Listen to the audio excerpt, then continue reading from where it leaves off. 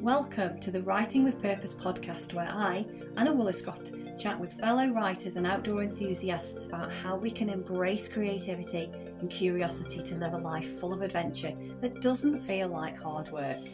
I delve into exploratory conversations about my two loves in life, writing and nature connection, as part of my mission to share the well-being benefits they both bring. It's wonderful to have you here today.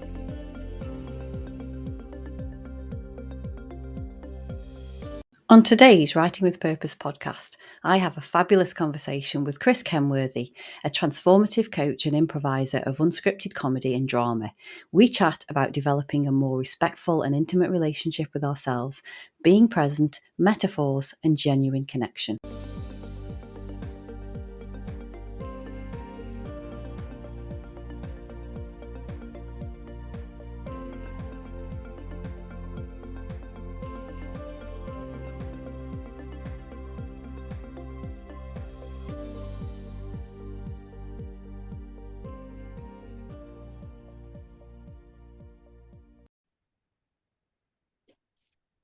Hi, Chris, and welcome to Writing with Purpose podcast. It's amazing to have you on. Thank you so much for allowing me a little bit of your time in the room as well, because I know normally you like to step outside and have your own conversations out in nature and walking with your own podcast, which is something I'll ask you about shortly. But you are a certified transformation coach. And an improviser of unscripted comedy and drama, and you offer one-to-one coaching sessions and also facilitate groups. So you're actually a little bit like me, being for your sins, a previous copywriter. Yeah, it's true. You've done your homework. I'm just giving you a clap, like, well done. That's all. Yeah, I can't fault any of that. That's right. I was a copywriter, yeah, in a previous life, like you. Yeah, and a photographer, which the two go together perfectly, really, don't they? Words and images. But can you just share a little bit about sort of how you came to do what you do now? Was there a kind of transformational moment? Was there an epiphany that sort of led you down the current path that you're on? Yeah, I think now looking retrospect, it was just your classic kind of midlife crisis. I just saw it coming a little earlier than people traditionally do it, which is it arrived sort of in the 40s. I saw it at sort of age mid 30s. And yeah, you're right. I was freelance copywriting and photographer in a kind of half-hearted way. And I felt a little bit disillusioned, maybe isolated, certainly unfulfilled from what I was doing. And I was just threw myself into a big DIY renovation project, which is another passion of mine. I was just like, something's not right here. And I wanted to do something about it. So that was the beginning of a long kind of journey inwards of kind of like looking for purpose and meaning. And what I actually wanted and what I figured out that was mainly missing was connection to other people and support. And that just lifted me out of this kind of rut and then set me on the path of coaching and self-development. And then I trained, and yeah, it's more of a straight line after that point, but it was very wiggly before. The rest is history, as they say. Yeah, it can be quite a lonely world, I think, copywriting. I completely resonate with what you've said there, because I got to the point where I don't know what it is, but I'm just not really enjoying this anymore. And I think for me, I don't know if part of this was for you, but I was constantly writing for other people, but not necessarily something that I was aligned with. And I am one of those people that, I would always say yes to a new project because it was like a shiny new thing. I was chasing the pretty butterflies. But then there'd come a point where I was just thinking that this is just not floating my boat anymore. But it's a difficult decision, I think, moving then. What can you do next? So yeah, I mean, you do the improv as well, and you're very creative with what you do, and bringing the outdoors into sort of immersive experiences, if you like. Because I think we were first introduced by Ellie as a mutual contact. I'd been on one of her walks, and you work together quite closely, and even closer now because you have your own podcast. But yeah, what was sort of was that just a personal interest for the comedy side and the improv side, and bringing that into your coaching as a bit of I suppose, a unique difference? No, it wasn't. I'm just saying it wasn't that. It was. How did I find it? It was floating around in my sort of peripheral vocabulary what improv was, and Mm, everyone will remember whose line is it anyway. And yeah. I was brought up on a staple diet of kind of Monty Python and this kind of stuff, and it was always around improv. And I had a coach in my mid-30s who helped me sort of figure out some stuff that I was, yeah, crunching around the midlife, crunching as in working out. And it was just came in was like something I'd like to try. And I went away in a 4-day retreat and just discovered this entire language that was already kind of that I was speaking. And I was like, oh, there's a thing, there's a practice. It's so it wasn't just an ephemeral idea, this idea of improvisation. There's a language, there are principles, there's a community, there are practices, there are teachers, there are workshops, there are things you can do to develop this practice. And I went into it going, oh gosh, I've come home. It was like a remembering. And that's not to say I was a dead good improviser first time. I was just as tight and contracted and fearful as most people are when you go into these situations of uncertainty, not knowing what's going to happen and seeing how you respond in the moment. Like I had all that, but also it was like there's a path here. I felt like, oh, this has become clear. I'd found my language, I found my home, and I was like, right, there's a lot here, and it's not just about making comedy and drama. It's about how we relate to the world. If you look at improv principles, if your listeners Google it now, it's just a list of like how to be an effective, kind, altruistic, communicative human being. Listen, Yeah. be generous, be kind, make others look good, uh, be present, live in the now, move your body, all good stuff. Yeah, all of Mm, the natural things, really, the things that, mm, are innate within us and mm. aren't restricted with these social constructs and boundaries and things that we have. Yeah, it sounds great. And as you were talking then, I think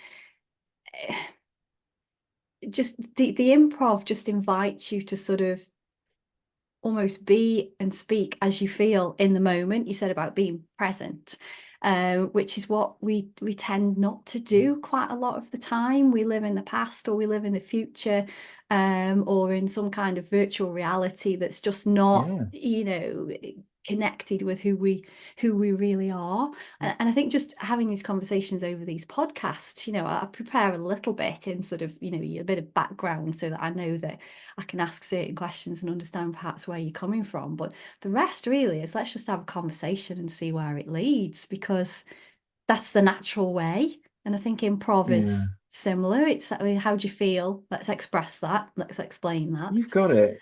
You've got it. Mm, The word that really sort of sums it up for me that I've been playing with recently is undefended. Like okay. you say, we live in the past and the future. We do. We live in the stories and how we want things to be or how we want them to have been, as opposed to just, well, what's going on between you and me right now in this moment? And am I tracking me? Am I tracking you?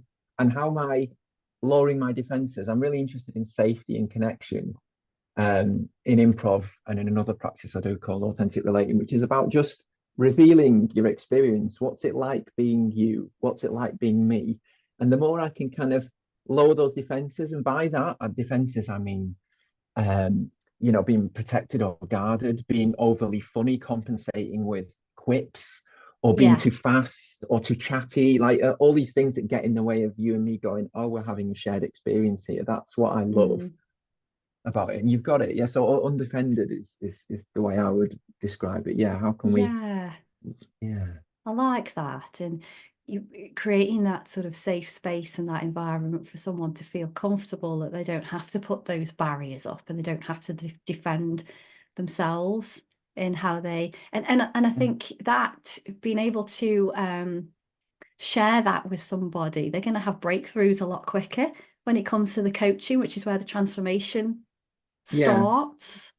I love it, and you've got it as well. Like preparation and planning is a kind of defense, and I Mm, love that when you come into this podcast, you do a bit, you do your homework. You've obviously looked into who I am and what I do, but you've allowed plenty of space for something to just emerge in the moment. You've not just gone, mhm. right, we're asking this question. And then we've done that onto the next one, like I did when I first had a podcast, my very, very first one that I'm not going to talk about here, but years ago. And it didn't feel very alive. There was no room for aliveness because I Yeah. was so defended with my planning and preparation. Yeah. Yeah. And I think you're not, when you're like that, because I was completely like that. I used to over prepare things. I would spend, I'd do a 10-minute presentation somewhere, but I'd spend a week planning for it. And, that's not good for anybody, is it? But if we plan too much and we're thinking about the next question that, say, I'm going to ask you the next question, I lose a lot of what you're saying. And that kind of energy between us, if you like, even though we're doing this electronically and we're not actually face to face in person, um, there's something lost because your mind is elsewhere, focused Yeah. on the next question. You've got it, and that's another kind of defense. It's like rather than confronting what's going on here, which is a Mm, lot, you and I, expressions, chemistry, well, that's going on is a lot. So your mind flies away. And in improv, we talk about following the fun, mm, which is the same thing as following your livenesses. Oh, that's an interesting tangent. I didn't expect that to come. Look at the way they're acted. Let's go there. And if you, like you say, you're prescriptive with your planning, you're going to miss that because yeah, you're not tuned into it. You're not attentive to it. So yeah, I'm really grateful that you got that. You're improvising. I I'm love. improvising. Yeah. There you go. We all are. We're all improvisers. Yeah. Yeah, Just, I think yeah. when we first had a conversation, we were both outside, weren't we? We were trying to have a conversation. I think we tried WhatsApp and then we tried the telephone call, but the universe just wasn't in sync for us that day. It didn't really go very well, and so I'm not sure. I think I might have explained an improvisation show that I went to. So I don't know if you actually heard it, but it was. Can you remember the X-Files? Do I? Yes. Yes. I was a Yeah. big fan. Yeah. And the three lone gunmen. Yes. The three Yeah, geeks. the Yes. three geeks. So the blonde Yeah. haired guy with glasses, I can't remember what his name was. He Looks used to, like Garth out of Wayne's he World. do, Yeah. yeah, Yeah. exactly. That's how I always describe him. So he was doing some theatre shows, and I went to see him it was just an intimate gig. There was probably, I don't know, maybe 30, 40 people in the room and him. And it was a Yeah. bit like a theatre in the round. And he started off with an X-Files theme, but then it was all audience participation, and he'd ask a question and then we'd have to go down to him and say the next line in the story. Wow. And I, at the time, I wasn't, I mean, I've had a lot of limiting beliefs around confidence and Oh. being in the center of Mm, attention and that sort of thing. So for me, that mm. was like my worst nightmare. I did it, Yeah. but I ended up saying something. So the situation we'd got to was that there was a body on a table and an autopsy was being conducted. And then my line, if you like, was, okay, well, the person performing the autopsy, Scully, someone, they reach out and they pick up Oh. and I said, Yeah. budgerigar. Oh dear. So then he had to continue this story about performing an autopsy with a budgerigar as his tool. Right. That there must have been a blunt instrument. How effective was it? I can't remember the rest of the story now, Uh, probably because I wasn't living in the present and I was that yeah. nervous about the fact that I just had to do this You, thing. But that's wow. What a creative concept, like a format. What a great format to play with, and also like yeah, what you give me a helpful offer there because usually people think of the most taboo, difficult possible offer to kind of trip someone up. Like normally it's like something rude or inappropriate. So like a budgie, that's you can kind of work with a budgie. that's Because it's quite got a sharp sweet. little beak, you could maybe peck into the flesh with Yeah, it, or it yeah. could kind of help hold a tool, fly around. I don't know. That's quite a good offer. Exactly. It could go and Helpful fly offer. and bring other instruments to him. Yeah, there's a sort of cartoon feel to that. Mm. But yeah, I suppose, I mean, I was smiling as I was telling you about that. So it was something Yeah. that I remember fondly. Um, Does it because it brought you to an edge? Because like if you're saying that there's been some kind of some beliefs around confidence and how was that for you? Like to was it exhilarating? What was it like? Did you get the buzz from it, or were you yeah, just I think I probably did at the terrified? time. I Yeah. terrified when I realised that I had to get up. Oh yeah. But I think because I suppose I was half expecting it because other people had been asked to, Yeah. give a sentence, if you like, before Mm. me. But because, well, he'd kind of pick on you and then you go down and you do your thing and then you were sitting back down in probably less than 2 minutes. So it was over very quickly. But yeah, I think it's one of those examples of kind of definitely going out of your comfort zone and pushing you a little bit more, which I think is, where a lot of all this creativity, and you mentioned sort of play, um, it's people might think that that's a bit childish, but it's just childlike, and it kind of helps you to, bring your own sort of inner spirit out, and get excited about the situation. And to me, that's a positive thing. Yeah, and everything, that fear, that voice that was saying, don't do this, this is dangerous. Like that's your nervous system, like keeping things the way they are. Great, thank you. And also, like, it's guarding that, like you say, that childlike Mm, playfulness and curiosity that I believe is innate in all humans. And you went up, you got to your edge.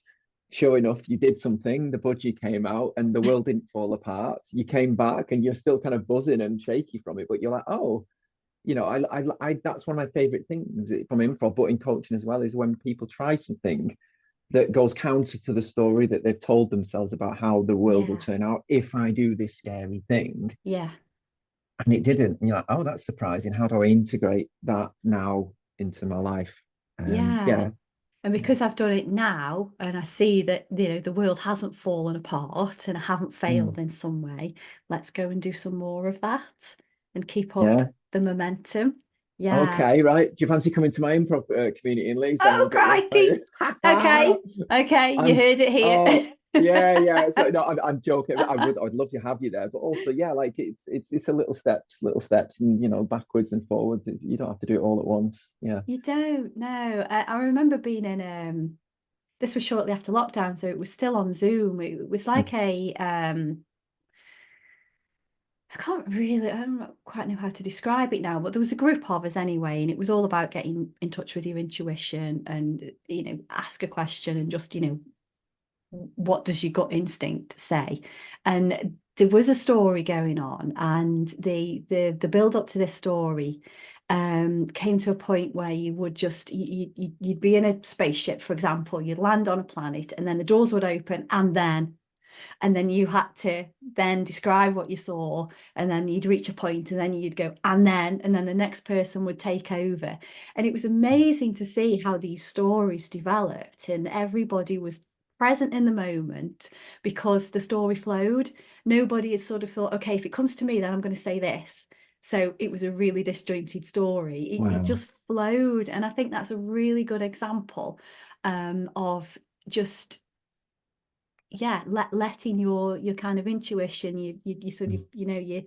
your gut instinct, your body, however you want to refer to it as, coming alive and Yes, being and present. and yeah, hearing you say that, I feel a sense of like relief and gladness that I'm getting more evidence here of a theory that's forming in me, which is like we don't need to necessarily add stuff to get to where we want to be. It's often Mm, sufficient just to do a subtraction. So, and by subtraction, I mean to reduce the interference, to reduce the negative chatter, to reduce the noise of what's going on in your head. So, I yeah, imagine the group that were playing the yes and game there, where they were coming up and building a story. It's easy to go in that and just be so panicked and frantic. You go into your head, you go, what's the most imaginative, funny, clever thing I need to say here to get approval from the group, right? And we walk out, and then God turns up with a packed lunch, and you're like, well, that's kind of funny, but it didn't follow. Whereas if you just go, okay, well, what's my gut saying? What's a natural way? How do I tap into my natural innate sense of storytelling? Because we're natural yeah, storytelling machines. mm, How do I, yeah, what would be natural follow on? I just listen to that. I'm having a response to reaction. Oh, this would feel like a helpful continuation of the theme and the tone. How do I make it easy for the next person to follow me like that? That's all kind of social, basic human stuff. I don't need to spend yeah, my time in my head. It's just what's true now in this moment. What's the truth for me? What am I feeling? yeah, That's definitely. already in there. And we Mm, if we subtract the interference, we can get closer to that rather than having to add anything new. mm, yeah, it is. And we live in our heads too much, I think. You were saying, subtract a lot of that chatter. And I think a lot of that comes from the external world and things that happen in the external world, but how we interpret that. And a lot of that's based on the past and what we perceive to be a certain way, or what we assume to be a certain way, isn't necessarily how it is. Yeah, I you think got that's, it. yeah, that's something that I've really got my head around over the last year or so, as you know, you've a totally different person now to who you were 5 years ago. You'll be a completely different person again in 5 years' time.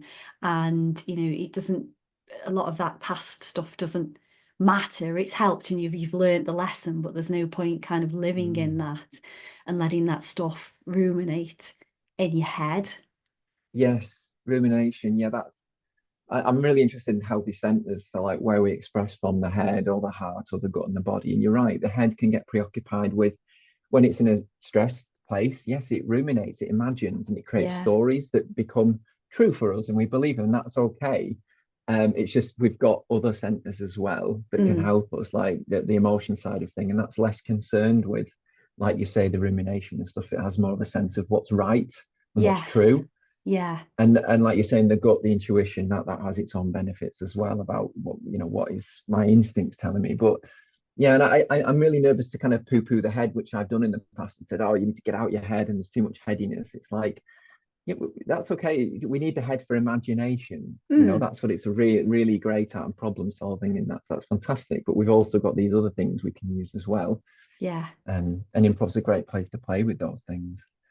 Yeah, and I think you kind of hit the nail on the head there to say, with the imagination being the difference almost, because when people are in their head, as we're kind of talking about being in our head and stuck, if you like, with things that aren't helpful, negative behaviors or negative thinking, that's not the place of imagination. That's the place of logic and reason and rationality that we've kind of become a bit stuck with, and those are bound the barriers almost for us to reach our imagination.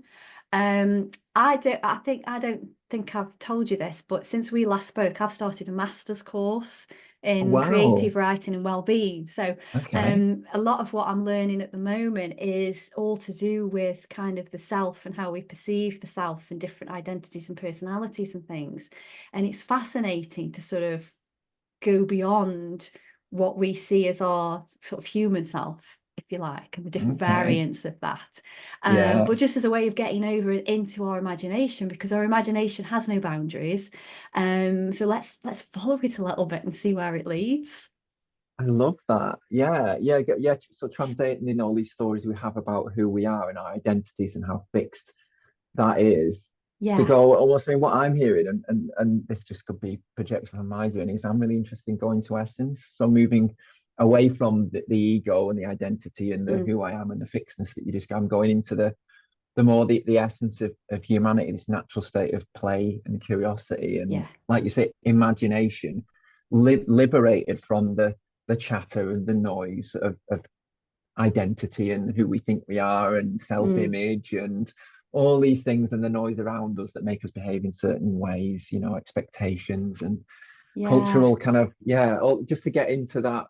Well, what about me? What do I want? What's going on for me? Who not who am I, but it's more like a what quality of me, like what is my kind of essential self, my kind of curious inner observer? Is it, what's my spirit, my Yeah. soul, God, love, karma, whatever you want to call it? Or what's Yeah. that bit behind the noise? That's the kind of the path that I like to think I'm on. And I sound like I'm Yeah. enlightened now. I haven't got it sussed. No, but you're asking questions, which I think is where it starts for most of us, isn't it? When we start to ask those questions. But you're absolutely right. It's kind of what is that essence without the rest of the stuff that we've kind of, added on as we've developed and gone through life. There was something that I read the other day. I can't remember where it was now, and it said that ourself is who we are, our identity is who we think we are, and our personality is who we play out to be in front of Oh, others in the world. And I thought, oh, that's interesting. I'd love to unpack that a little bit more.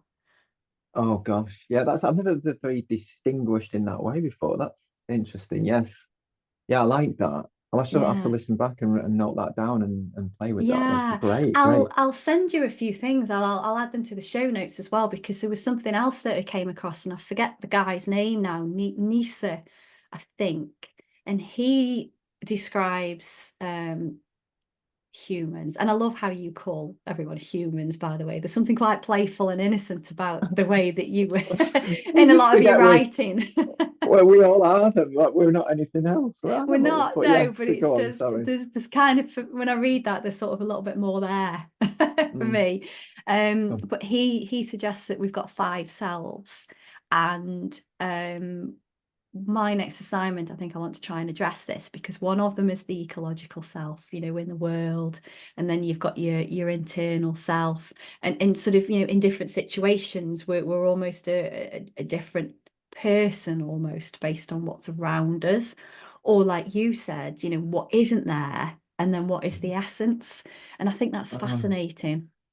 It is fascinating. I'm just sat here now going, oh God, you've just quintupled the amount of self-development work I've got to do now. I thought I had only one ego and personality. It turns out I've got five. Oh God. Okay. Thanks, Anna. No, Um, I hear you. That's an interesting model. I've not come across that before. Yeah, I'd not come across it before, and it's really opened my eyes even more, because I do consider myself to be quite an open person. You know, I'll take a lot of stuff on, Mm. and be curious about it, which I think is another key word there for us to um, Yeah. embrace, perhaps is the right Yeah. word. But I thought I was signing up for, okay, let's learn different techniques to write about stories and what I can bring into well-being, you know, with being a journal guide and helping people to, you know, write for their own well-being. And now I'm learning all this psychological stuff, and you know, how the mind links with the body and the Yeah. soul and everything else. And I just, it's right up my street. It's fascinating. And Yeah. You sound it's very just, inspired. Yeah. yeah, it's opened up a lot of different kinds of worms.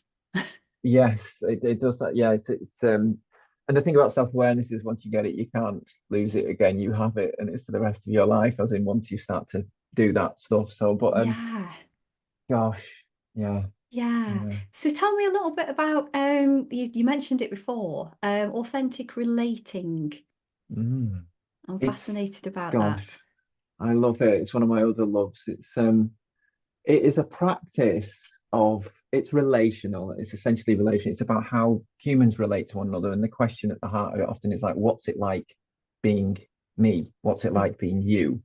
And we play games. It's very similar to improv with less emphasis on the comedy and the drama and performance. It was more about getting two humans together or a group, and we play games and we gently reveal truths about ourselves. And it has five practices about things like welcoming everything. So whatever your emotional experience is right now, it's welcome. You can have that, and it will be affected by the other person with you, and they'll feed off each other. So you explore that. You explore kind of assumptions about one another. So Mm. what am I assuming about you? What are you assuming about me? And we reveal, oh, it's all just a story, and it's actually we're just humans having a very similar human experience together. There's all about honoring each other. So what's going on for me? What's going on for you? That's your truth, and I want to honor that. Like and because so often in society when we have these emotional reactions we're shamed or blamed or people Yeah, don't believe us or our reality is denied or we're oppressed, all this kind of stuff, whereas it's with AR it's welcome as it is and we just acknowledge it, you know. yeah, It's just yeah. beautiful. So Yeah, share, be free, just talk about whatever you yeah, want to, being based within this the structure, you say. And yeah. It's like but live yeah, streaming what it's like being you now, yeah. and there are games and the frameworks to follow to help you do that, and to guide you through the process. You're given like Mm. a sentence stem, like a thing I think you assume about me is, and then I say something, and then you can respond to that and have a reaction and give me something back, and we can just play with that, and we're essentially deepening our connection of one another by Yeah.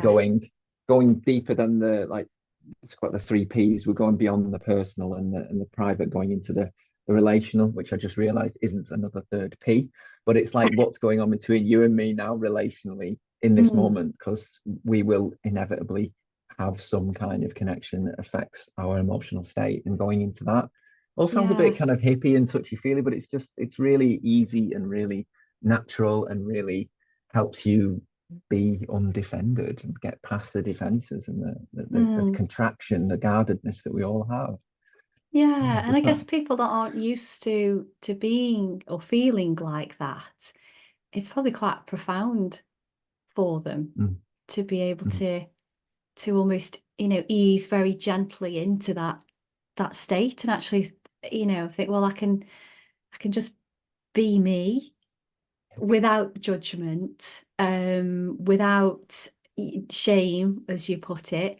Because I think there's quite a lot of, where people have these limitations or they don't mm, do things, they don't progress in some way because they've been maybe shamed for something that is mm, completely different, but then they kind of mark that experience on what's happening and therefore don't do anything. So if they're able to sort of almost unpack a little bit in a safe mm. space with other people and within that structure for them, then I can imagine that it's quite revealing It is. on a It's good in a very, good way. yeah, yeah. No, it can be activating as well and very stressful because we're not permitted many pockets of pockets like this where it's okay to be you and whatever's happening for you will be welcomed and witnessed. It's just the noise is the world is noisy Yeah. and people are very kind of like on the rat race and they're preoccupied with whatever's in front of them that needs to be done. There isn't much time to slow down and to really, make eye contact Mm. and to share. And that can freak people out because all their defenses are designed and they're protecting them from being hurt out in the world. And as soon Yeah. as we lower them and peek through it, it can be very, yeah. And unpacking is an interesting word to use that I heard you use there. And when I hear that, I'm thinking about one of the things that happens often in authentic relating is um, we can slip into story. Like we'll Mm. say, I feel this way, and then we tell a story to justify that, to give it to kind of almost take a responsibility for our emotions. Mm. And as a practice, you realize that those stories are just stories and they're not necessarily true and they're not necessarily helpful. So it's just like you can notice, oh, I've just said that. I've told you I feel this way about you. And now I'm feeling guilt for admitting, for being truthful about that. And the story I'm telling myself here is that you're going to be angry at me Mm. because I've told, and you can just acknowledge that and put the stories to one side and not get drawn back into them because that's where often the suffering can result from the stories. So yeah, unpacking the stories that follow us around that are in our heads. Yeah. And there's a lot of metaphors there as well, isn't there? I, mentioned the unpacking, and you said to sort of peek through and then to be Mm, undefended. And there's lots of almost visual things in the mind's eye that you can mm, relate to that, and it makes it a little bit more understandable for people that perhaps haven't ever touched this kind of stuff before. yeah. Yeah, it's fascinating. And I think we've got to well, we both clearly do, but you've got to ask questions and be curious about things. Otherwise, you can't peek through. There's always going to be that blanket there or that mask there, So true. that is just covering up that essence. Yes, yes, that's it. There's a real shortage of this in the world, Mm. genuine connection between people. Yeah, and a great way to do that is to get outside. We haven't talked about this yet, have we? To get Yeah, that's what outside your where podcast's about, isn't it it? Yeah. is, yeah, where you do a lot of your work as well and connecting with other Hmm, people is outside, isn't it? With these immersive experiences. And for me, going outside is I get my energy from being outside, connecting with nature, all of the sort of hmm, ancient ways, if you like, igniting all of the senses. And it just you've got that sort of expansiveness around you outside that you don't necessarily have in the office, or if you work with a team of people, for example. And I think that in itself just helps to fire up those imagination cylinders a little hmm, bit. hmm. So how do you find that helps people, just getting them outside if they're not used to it? So how do I find it helps other people? So not my experience Well, there. Is that what you're asking yourself about? then, Yes. yeah. If Okay. you do yourself and know how you kind of, I suppose, introduce clients to that.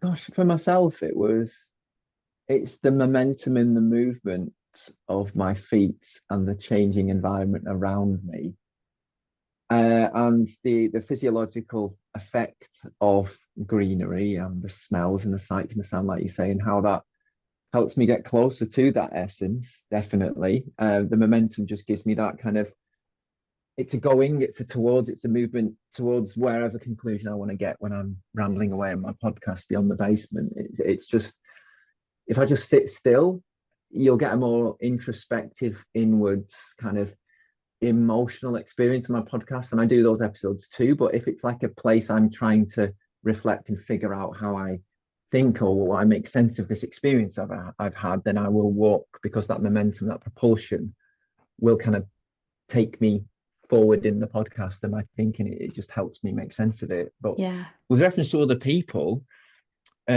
I trained principally in one-to-one context where you were in a room and you work together there. But I've started to, I do a thing called clean space where I take people out into somewhere. Like there's a place in a park and there's like a thicket of trees, and it's just more inspiring and more, the term we use in clean space is it psychodynamic or psychoactive? It's like Right. it's richer in metaphor. There's Mm. interesting shapes, and these are all organic, natural things. We've been around for millennia as humans living in the outdoors, and I guide them through a process where they transpose whatever problem they're up against onto the environment around them. And it's just so much richer outdoors than indoors, Yeah. because we've been telling stories with, characters who are based on nature, the elements. All mythology is all rooted in these natural metaphors and motifs around us, the way the trees are, the position of the sky, where the sun is, where the Mm. water is, the slopes, the season, where we are in the season, all the kind of nature, where the birds, things can come into the clean space and influence all that. It's just really innate, and I find it just gives you more of a head start and a richer experience if you can integrate the nature into it than say in a boardroom where you'll still have an experience, but I think it's richer outdoors than in. That's my Yeah. opinion. Yeah, I definitely agree with you there. Yeah, I think you've still got elements of those rules and things when you're inside the boardroom. You step outside, there's almost no rules because nature doesn't really inflict any rules on you. You can just be you. Yeah, it is. Yes, and these spaces we build indoors, and we need them for protection and safety and shelter. They have a lot of attachment to, if it's Mm, the boardroom, there's going to be a sense of power and authority, and something might have happened in there, and there'll be some association that's going to affect the experience people have in their system and how they react. Whereas mm, you take them into the woods somewhere, it's going to be neutral to them, and it's going to be dynamic, and it's going to change, and it isn't going to be, like you say, rigid, and they have all those associations of rules and fixity, and nature has its own plans. If it starts to yeah. drizzle, that will become part of the experience. Oh, it's raining out, I'm noticing it. That feels like a refreshing rain. And I'm noticing now that, I need to cleanse myself and wash myself of somehow. Like that wouldn't have happened in a boardroom, save maybe knocking over a glass of Mm, water or something. yeah. That kind of Yeah. thing. It's multi-dimensional almost. Yeah. Well, I say Yeah, almost, it is. It's it is. multi-dimensional. Whereas it's a little bit more perhaps 2D in the boardroom, Mm, 3D maybe. As you were talking then, I also sort of energetically it's very different as well. If you're in a boardroom, then the energy almost is a bit suppressed. Whereas when you're outside, it's just free flowing. Everything around you is energy and flowing, the birds flying, the fish swimming, the wind mm, blowing, the trees rustling. It's all that sort of flow movement, and they're all doing it in not necessarily sync, but quite sure what the right word is there. Unison, mm. maybe. I think so. I think, yeah, unison is a good word. Yeah, unity with it being part of Mm, the environment around me. And you're right. I like what you're saying. The conclusion, what you're saying about the boardroom is, will be tables and chairs where you are designed to sit down, and it's a heady environment. It's a place for the head. yeah. It's a place Mm, for intellectualism, to be clever, to be competitive. Whereas outdoors movement, you're forced, there's more of an invitation to involve your other faculties, like I was saying before, your heart and your body, especially yeah. movement and sensory data that is deliberately probably excluded from the office because it's a distraction. You Mm, can't work when it's raining. You can't work when it's windy, unless you obviously your job is outdoors. But if you're in the service industry in the kind of white collar world, it's deliberately excluded to not be distracting, whereas we want those things when we're working with the body and we're working with intuition out in the outdoors, because it's Yeah. stimulating. And yeah, I never thought about it in that way. You're right. It's the deliberate aspect. probably I make it sound like a conspiracy, but knowledge work is inherently head work, and that's okay. Mm, We need to crunch the numbers. We need to be problem solving and all that kind of stuff that business and commerce values. But we also need the neglected stuff, like you mm, say, the movement. Yeah. Mm. yeah. And that movement, and as you say, the body and the heart, all of that came before the head. Mm. And by that, I mean the head of the logic and rational thinking, the corporate thinking, all of the things that we've kind of learned. And I'm not trying to say that knowledge is a bad thing, because it isn't. Mm. But I think sometimes there's just too much of that head stuff going on, that we lose connection with the body and the Mm. heart. And that has always been there for any living entity, not just humans. And yeah, it's, at what point did we kind of lose that? Was it our seeking to be Mm. perfect in every way, shape, or form, Gosh. technological advancement, just communication or language in general? It's sort of, what point did that start as our, there's uphill climbs, yes, but also on the downhill a little bit, because Mm. it's not all It's it's not all advantageous. yes, I tend to agree. Yeah, it makes me think of like our instinctual experience of life, like our sensory experience, our instincts being, the instinct for social and for bonding and for self-preservation and this kind of stuff and connection with others, like that. That is all primal, and it all lives in the Mm, bodies, probably in the gut mainly. And I think it's kind of in this era of intellectualism, that stuff is perhaps judged as just inconvenient, to have yeah. desires, Mm, to have instinctual draw, to be attracted towards and away from things, like all that information. But here's the thing, Anna, is it's already happening. Like when I hear mm, you say, when did we lose that? I think we lost connection with it, but we haven't lost that instinctual information. And I guess a lot of my work is tuning people back into that, so that, because it's happening anyway. mm, And the dangerous thing is, if it's happening without us being conscious of it, it's a blind spot. We're unaware of it, but it's driving us anyway. It's mm, driving our greed, it's driving our anger, it's driving our loneliness. It's creating problems for us that we're not aware of. So if we can get out into these spaces, like the spaces you're talking about, and rediscover our instincts, and we don't have to listen to them, but they're already talking. Why don't we listen to them? Because they, like you yeah. say, they've been there since we were protozoa, crawling out the ocean. Yeah. They kind of know what's best for us when it comes to survival Mm, and thriving. And why wouldn't you want that information in your life? Because it's just as valuable as, like, the head and the imagination and knowledge. It's all sources of data for us making decisions about our lives. And I personally don't just want to live in my head. I'd like to know what my yeah. gut's saying, you Mm, know? yeah. I think the gut is, we talk about those this sort of, kicks in the gut, or the butterflies in the stomach. It's Yeah, when that sort yeah, of feeling, and that's a bodily feeling, yeah, when that kicks in, pay attention and be yes. curious about it. Oh, why has that happened? Is it nerves? Is it excitement? Is it just a bit of a message? Hey, just pay attention to what's going to unfold. Whereas I think we, I say we, the collective we, um, it's quite easy to, well, it's not easy, but I think it gets ignored. It gets Mm, ignored a lot, because we then are in here again.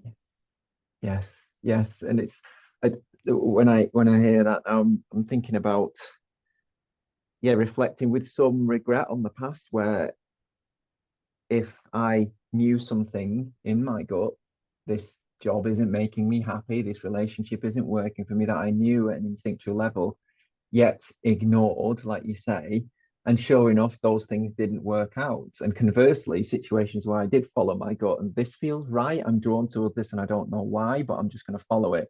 That tends to have worked out well, not in all situations. So there's kind of an invitation here to maybe for listeners to reflect on that. Like, when did you know something to be true just in you? You don't know how you knew, but you knew at some Yeah. level. And Mm, what happened when you listened to it and followed it versus what happened when you didn't, you ignored it and later realized it to be true. Like that's a good kind of litmus test for tuning into your intuition and your it instinct. is. Yeah, definitely. And there's lots of examples I could give about that where I've had Yeah. that sort of instinctual Oh, sensation and I thought, no. And uh-oh. you give someone the benefit of the doubt, or you think, well, like, no, that's not right because of XYZ, maybe a rule or something. Yeah. And yeah, it sort of at some point, be it short term or long term, comes back around to bite you on the butt. It does, yeah. And there's no shame in that. That's that, that those experiences that I end up painful that don't work out, they're also lessons in a different way. You're Yeah. right, but we've all got, yeah, we've all done it and gone, oh, why didn't I listen to myself Yeah, there? it's just making sure that we don't make the same mistake, if you like, again, Yeah. the next Again, time round, if it should happen, which again is why it's important to listen. precisely. Because Mm, we will make the same mistakes again if we don't, yeah, listen to yeah, that little voice that's giving yeah. us that extra, yes, you're right. If we don't change the outcome or change the steps that we take to reach an Yeah. outcome. Yeah, just Yeah. get a little bit better, a little bit more. I mean, this comes back to authentic relating is honoring self. It's like Mm, I'm not honoring myself if I don't honor my whole self, as in what my heart's saying, what my gut's saying, and what my head's saying. If I'm mm, just going on the head, that's a dishonoring of my whole self, my whole human experience. yeah. Yeah, it is having that whole a holistic approach, if you like. Mhm. Yeah. Mm. There was something the other day that I think it was I've been listening to a podcast by Benjamin Hardy called Personality Isn't Permanent. And I Googled something when I was looking for some research for the university course, and it came up, and I can't remember what I was, it was something to do with identity anyway. It came up and I saw that the headline drew me in, personality Yeah. isn't Clickbait. permanent. Okay. Clickbait, Yeah. yeah. Yeah. Because I've always been fascinated by these personality and psychometrics and all of that sort of thing. And I think it can be very useful, but I also think these sorts of things can give us a label that we can hide behind and say, oh, Oh. well, I'm like that. So, that can't do anything about that because that's just me. So that kind of drew me in because I thought, okay, you've said something there that I actually agree with. I don't think it's permanent. And it was a later chapter, and it was something along the lines of physical ailments. So say we've got a bad back, for example, or we get headaches all the time, is our body's way of showing us a trapped emotion. So something that, emotionally has been painful, something traumatic that's happened, but we haven't dealt with it properly. We've suppressed it in some way. And it's kind of it's then coming out in some sort of feeling or sensation or ailment in the body. And I thought, oh, that's interesting because again, your body and your heart and all of that came before, probably possibly not before emotions, but before we became to understand emotions. So I thought that was really, really interesting. But again, getting outside and just having that movement, as you were talking about, then that will help with those trapped Mm. areas that the body is showing us aches and pains for, and release those emotions, and just talking in the authentic relating, and letting that this is who I am in the moment must Mm. help with a release of that somehow. I don't know where I was going with that, Chris. You It kind of was said something, beautiful. and I thought I'll go with that, and then I think I got Improv. a yeah. It was beautiful to witness. Yeah, it sounds like it was a really inspiring article for you, and it joined some dots up for you. And that the stuff you're talking about that you're fascinated about. Well, the first bit was about personality, and Mm, yes, people do. Yeah, this is just the way I am, so I can keep doing me in this way. mm, There are, yeah, okay, but if there are some destructive tendencies in there, some old trauma patterns that are playing out, then that's not going to be helpful. And yeah, I love the title of that, and I'm glad the article paid off for you. It wasn't just clickbait.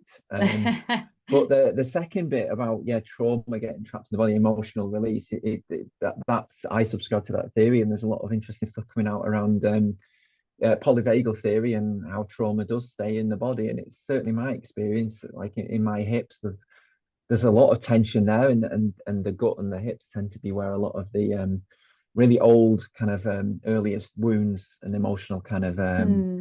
yeah, trauma can travel to.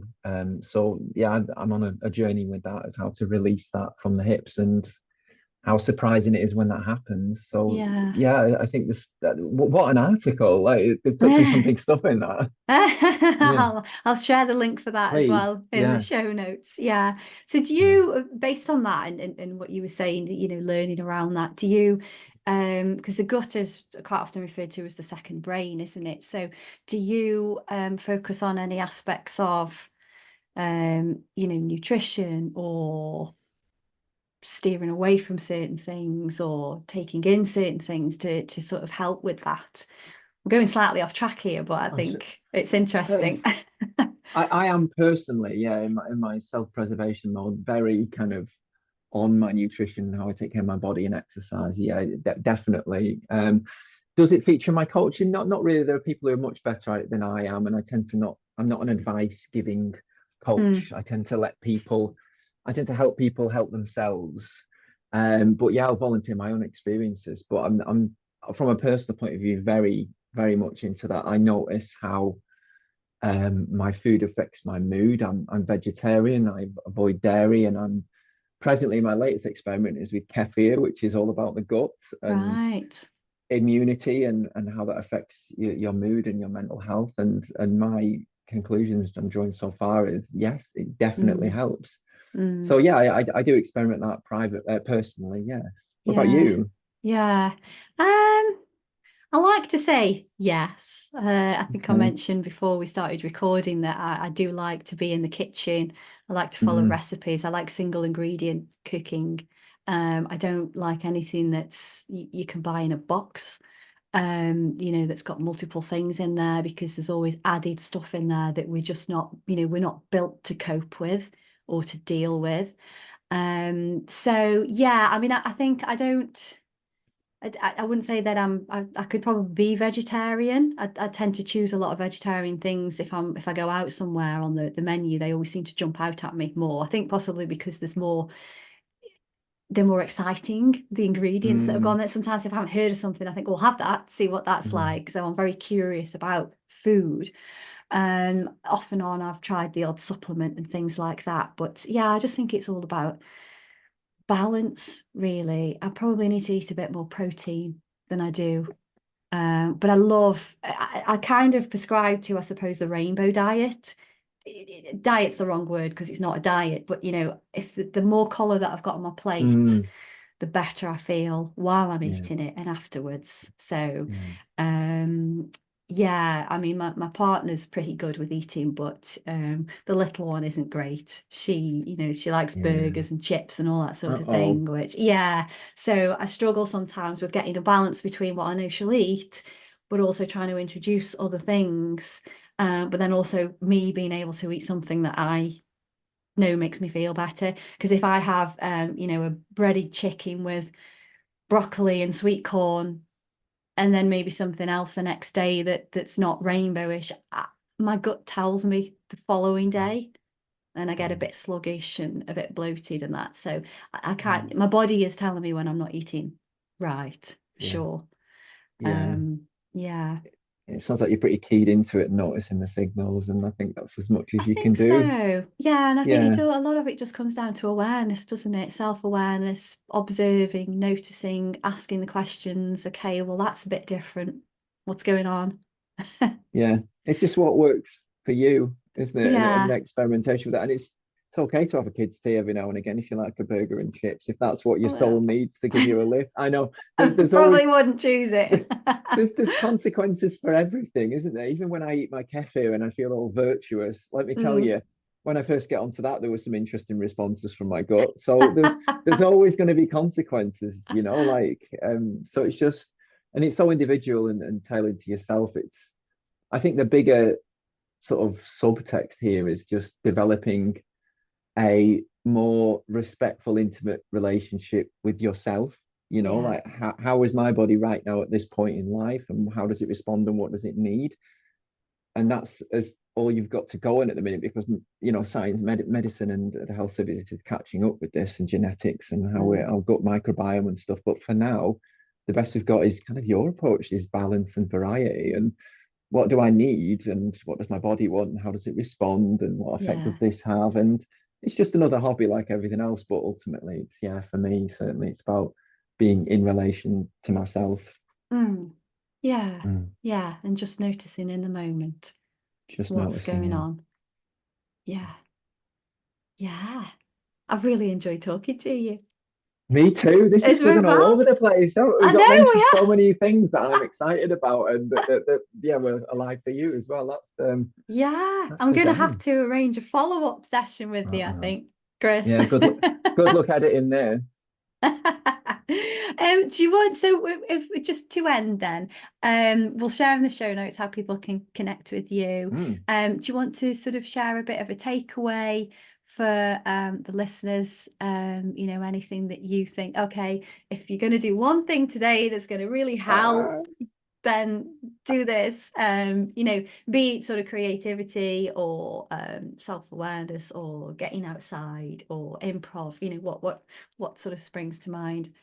oh gosh, goodness, we went all. Yeah, I mean, intuitively, I want to go to one of the five practices of authentic relating. There's a massive Venn diagram overlap between authentic relating and improv in my experience. But like the one of the practices that I'm trying to do, that I'm playing with this year, is reveal your experience. So that means just like what's internal and what my emotional world that people aren't aware of out there. How can I show a little bit more of that feels safe to me, that will help Okay. me build connection with the person in front of me? Like Mm, today, I've tried to do that, and this is what I care about. This is what's alive for me, and just surfacing a little bit more of that, but also recognizing it in you when you say something that's alive. You're like, oh, how can I get you to reveal that too? And we get a little bit closer because of that. So yeah, I'd encourage people to, yeah, reveal a bit more of an experience, own it when it happens, and also to welcome it when it happens, because it can mm, be, edgy, uncomfortable stuff to kind of to share your truth and really give people a glimpse behind the defenses. It can be kind of activating, but it yeah. always pays off in my experience. Yeah, and I suppose, you can reveal a little bit and then you feel a Mm, bit more comfortable with it. And a lot of that comes from, the response that you get as well. And if you're with mm, the kind of person or people that welcome that and encourage you, then it just gets a mm, little bit easier every time. And then you just become that person that's quite open, vulnerable, transparent, what all of those words that you can mm, use. And I think that does help you to just be kind of, more of a complete human because you're tapping mm. into different aspects of you, Yeah. if I could say that, to self. Yes, you can. I Yeah. can put it any better myself. Everything you just said, that you take a little risk, you see what happens, and you Mm. just keep doing edging forward. Yeah, You that's take a that's little it. bit further, and then that's where the transformation Yeah, comes from. Yeah. cumulatively, that's very true. Yeah, yeah. Yeah. So where's the best place people can reach you, Chris? You've got your podcast, well, you've got your two podcasts It's your and your podcast. newsletter. Where's the best place? I mean, I hang out a lot on Instagram at Hmm. Chris underscore Kenworthy. My podcast is, but if you want to really hang out with me and know what's going on rattling around in my weird little brain, is probably the podcast Beyond the Yeah. Basement.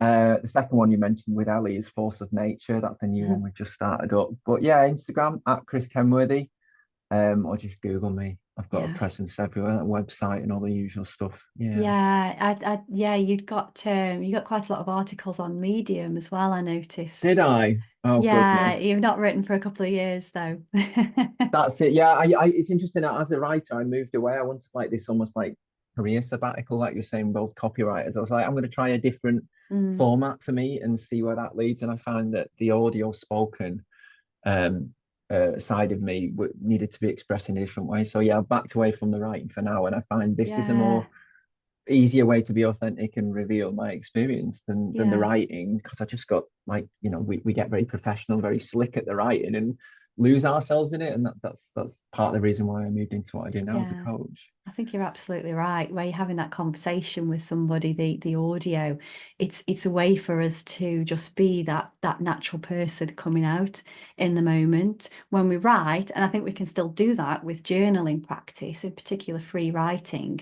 Okay. But as a career and in professional, or certainly if we're going to be sharing it with other people, there's too many perfectionist elements out there that can trip you up, isn't there? You've got your spelling, you've got your grammar, you've got your structure of your paragraphs and all that sort of stuff. And I think it becomes a bit overwhelming sometimes. You're not able to just get your point over.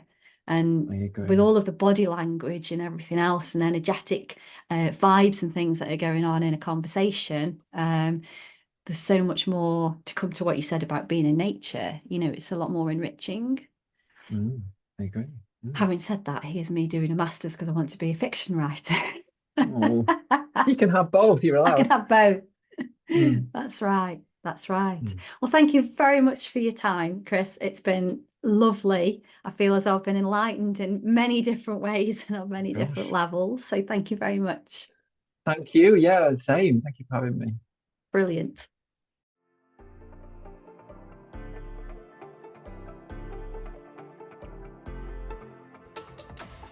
Thank you for listening to today's Writing with Purpose podcast.